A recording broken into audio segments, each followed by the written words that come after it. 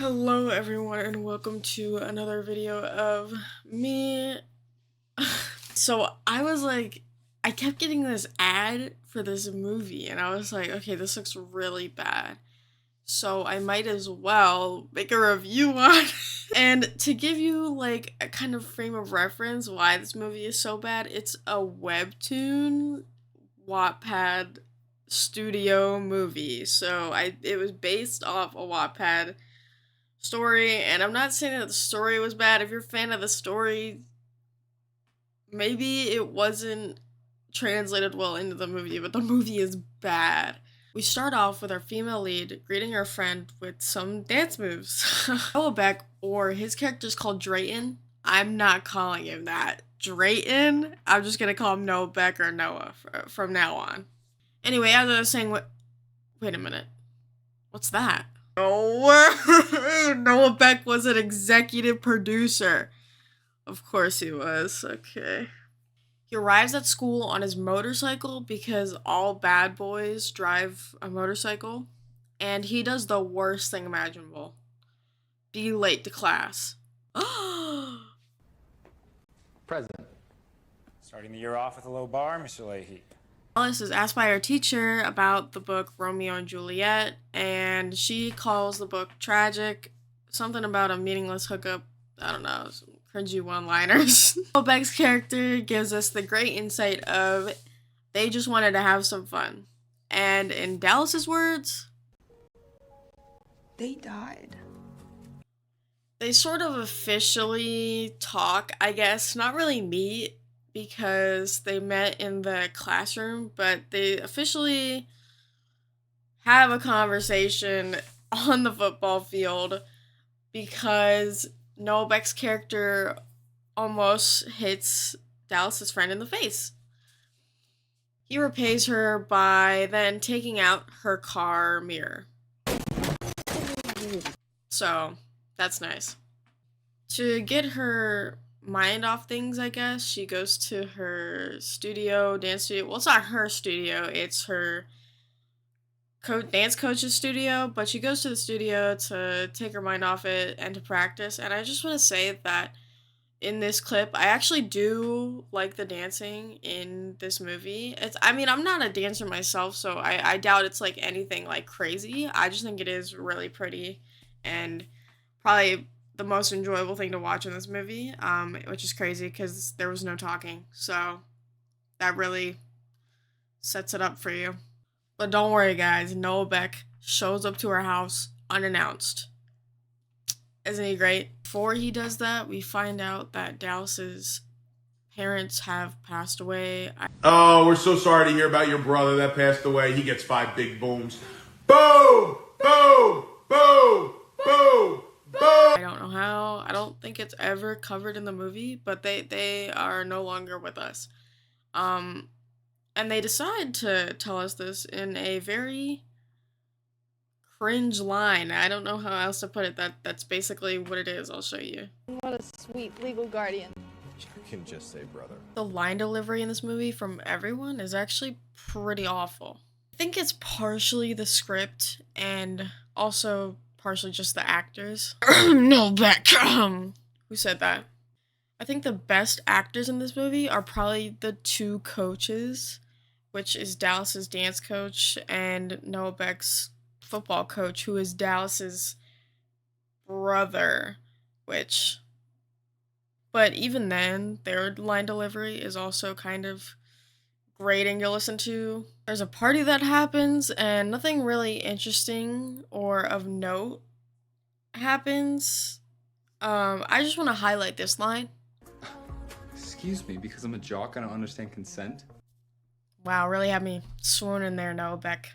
Honestly, it kind of just feels like they gave us the bare minimum and then we're expecting us to be like, oh my god, he's such a gentleman. Like, no. It kind of feels like I'm skipping ahead a lot, but it's like a bunch of filler. There's like nothing really serious that happens until the end. Like, it's so...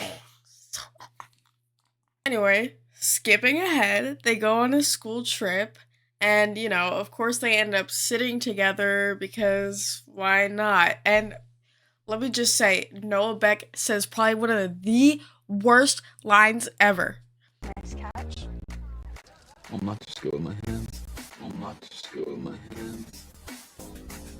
If I were her, I would get up and leave. I would actually move. Like I would sit next to somebody else. I'd sit on somebody's lap to not sit next to Noah, okay? Oh my god. During the trip, they end up sneaking off and going to a club, but they call it like a 21 and older club, which I'm like pretty sure that's what clubs are. And unless it's like a teen club, but that means there'd be no drinking ideally. I mean, I'm sure there's plenty of drinking. I mean, I've never been to one. I wouldn't know. But they go to a 21 and older club, and it's funny because I'm pretty sure they say it, and then they show a sign, so like you have to know they went to this club because they then get found out and then go to the principal's office. Go to the principal's office and they get suspended, and literally Noah, oh my god, this line delivery and the line itself is awful. Let me just show you. Entering a 21 plus establishment, these aren't small potatoes. Great. Now I'm craving fries. Train. Like, imagine you get suspended and that's all you gotta say. Like, I know he's meant to be an unserious, like, immature character, but it's just like, I think my eyes would like roll, like physically roll, like to the back of my head if I heard like my kid or him say that. Like, if anyone said that in real life, like, I think it's kind of, I mean, I know they needed like some like drama in the plot to like worry about if they're gonna get accepted into college or not. I mean, like, I guess if you go to a bar on a school trip, is that grounds for suspension? Like, I've never done that. I mean, I've never been in a school trip either. Like, I didn't know, but like, I feel like suspension's kind of crazy. Like, wouldn't they get a warning or something? It's not like they. Once they're suspended, Noah's like, hey, what if I take you to Cal Arts? And she's like, you're crazy. Crazy rich. And so he's like, oh, it's just the idiot tax, the idiot tax 2.0. And like, I'm just saying, if that existed for me, I'd be broke. So they go to Cal Arts, and obviously, you know, relatable. We all have rich friends who can get us a plane ticket and take us to our dream school and then rent out this really expensive house to stay in, because if you don't get your rich guy Larry over here to pay for you, then what are you doing, you know? Like, Larry, I was. So they smoochy, and then Dallas friend zones him by calling him buddy. And once they're back, they have this whole very, very deep conversation. It's really impactful, actually. So either you're in or you're out.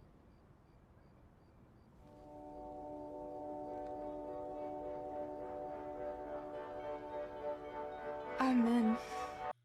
After that conversation, you know, they can't just hang out with each other. They gotta have sex because all teen media needs to have sex.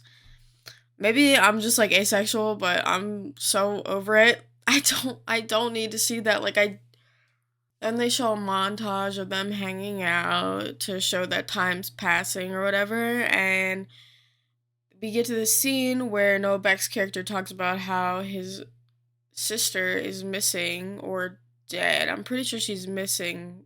Assume dead. Brother that passed away, he gets 5 big booms. Boom! And so Dallas just says the most comforting thing imaginable when you're grieving over your missing sister. Your dad's just an overprotective clownfish who loves you. And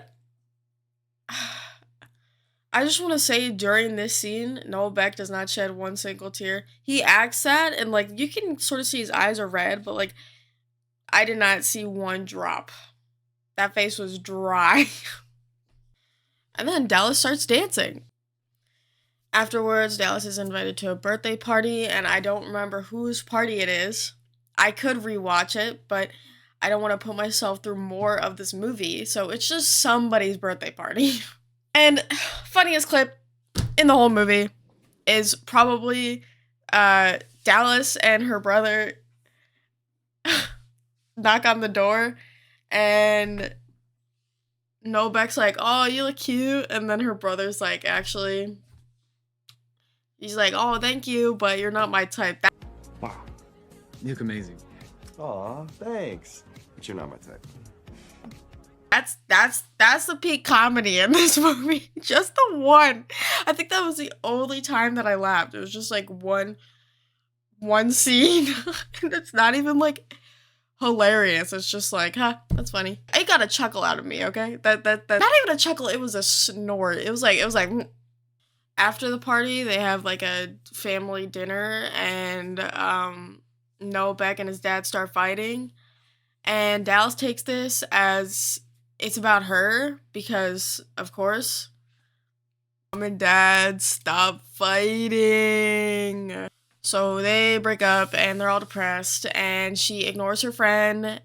And the most satisfying thing of this whole movie is probably when her friend calls her out on her donut wall. It's kind of dramatic. Nuh-uh. I am sick and tired of your main character energy. 'Cause like, thank you. It just feels like she has like you know how you want to like the main character, but this main character kind of just feels like she's got an ego. And like, I really do want to like her because some of the scenes I think are very like attempting to be emotionally like connected with the audience, but it's just like I don't care about her because she's kind of like annoying. I don't. Dallas goes to her brother and oh my god, look, he's gay, supporting character gay, look, he has a boyfriend, guys, look, are you looking? Like, they just gotta make sure you see that, okay? When did you become so well adjusted? After therapy. I'm gonna need therapy after this movie. Things are up for Dallas and Noah because Noah talks to his dad, and Dallas actually performs a really pretty dance. Now, I'm not a dancer, but I do think she put a lot of work into the role, or maybe she was already a dancer, but I think it's pretty good for kind of like this budget film. I do like the dancing in this movie. Maybe not at the beginning when she was just greeting her friend, but I do like the professional practice parts.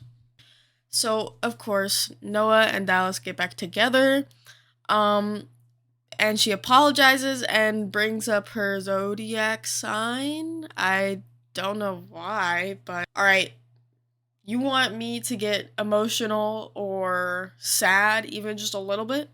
Bring siblings into it. You know the Five Nights at Freddy's movie? That almost made me cry. And when they had this two siblings talking to each other, like Dallas and her brother, that got me in the heart, just a little bit. Out of everything, that's what got me. Not whatever the relationship's about, but just the siblings. I'm gonna miss you, kid. Me too.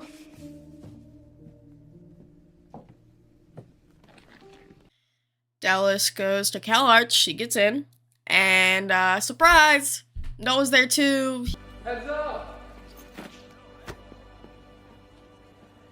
Nice catch, cheer. Not my name, quarterback. He's on the football team for CalArts. Wow. And they lived happily ever after. And that means the movie's finished. I'm free. If you made it this far, I'm sorry and thank you, all right? Bye, guys.